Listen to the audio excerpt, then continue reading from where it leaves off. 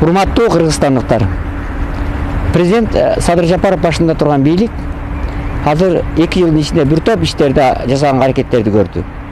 Конституциялык реформа жүрдү. Ошол коррупцияга каршы күрөш бир топ күч алды. Канчалаган 8 миллиардтан ашуун акча топтолду. Канчалаган реформалар ишке ашып атат, жолдор оңолуп атат.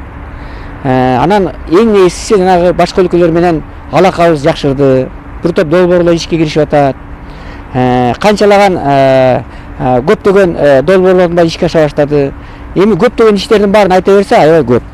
Ошо менен биргеле тилекке каршы бир топ ор койгон кемчиликтерге да жол берилип атат. Мына ошол эле жанагы коррупцияга каршы күрөштө кустуруу деп аталып атат эл арасында. Ошону дагы мисалы 15 жылга кесилген адамдарды эгер 50 миллион акча төлөсө, аларды 3 жылга 4 жылга жылын наказанияны ылдыратып койсо болот.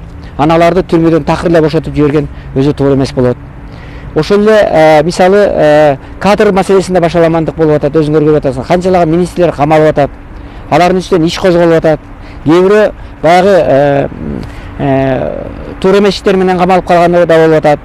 Андан тышкары мына көп маселелер боюнча шашылыш чечимдер кабыл алып атат. Капсулалар салынып атат, бирок алар курулбай калып атат тилекке каршы. Берилген ойлордун бир тобу аткарылбай калат. Кыскасы кемчиликтер да жок эмес. Бирок мен айтайын дегеним, президент жалпы эл тарабынан шайланган. Жалпы эл ошол бардык ишеним көргөзүп шайлаган. Кыргызстандагы бардык күчтөрдүн бардыгы ошо президентти жакшы жагы болсо колдош керек, жаман жагы болсо пикирин, сын пикирин айтыш керек, аракеттерди көрүш керек. Кыргызстандагы стабилдүүлүккө президент эле эмес, коомдо улуттук коомдук саясий жана оппозициялык күчтөр дагы буга жооптуу болуш керек. Мына ушул оппозициялык күчтөр дагы кыйын учурларда сындай эле тим болбостон президентке көп жагынан жардам бериш керек. Мен ошон үчүн мына азыр өлкө 4-чү революцияны көтөрө албайт. Урматтуу кыргызстандыктар, 3 революция болду. Канчалаган адамдар каза болду, канчалаган тополоң болду, канча имараттар талкаланды, канчалаган мамлекет зыян тартты.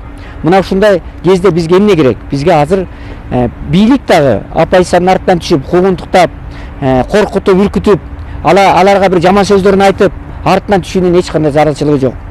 Бийлик дагы бардык маселелердин бардыгын сүйлөшүү, диалог жолу менен чечкенге аракет кылыш керек. Ал эми оппозициялык күчтөр дагы бийликти эле бир жактуу каралоонун жолуна түшпөй, бийлик менен да диалогко барганга аракет кылыш керек. Диалог сүйлөшүүгө. Ошон үчүн мына Кыргызстанда консолидация жана диалог кыймылын түздүк. Андан тышкары бизде келечекке жол мониторинг борбору бар. Биз мына шайлоонун акыркы парламенттик шайлоону мониторинг кылып, 21 партиянын башын кошуп, шайлоону адилет, ак ниет өткөрүүгө аракеттерди көрдүк.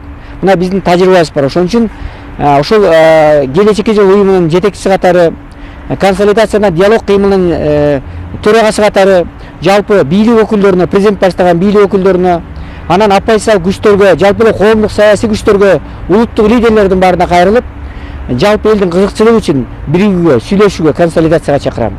Айрыкча мына чек ара маселеси боюнча сүйлөшүү жолу менен чечкенге аракет кылалы. Кемпир абадпы, Гавасайбы, бир да сантиметр жерибиз башка жака кетпеш керек. Сүйлөшүп, өз ара кеңешип, бүт маселени акылдашып, консолидацияга келгенден кийин, анан биз башка өлкөгө кандай территория бере алабыз, ошондон кийин чечишибиз керек. Ошон үчүн баарыңыздарды, бийликти дагы, оппозицияны дагы, бардык демократиялык күчтөрдүн баарын сүйлөшүүгө, биригүүгө, консолидацияга чакырам.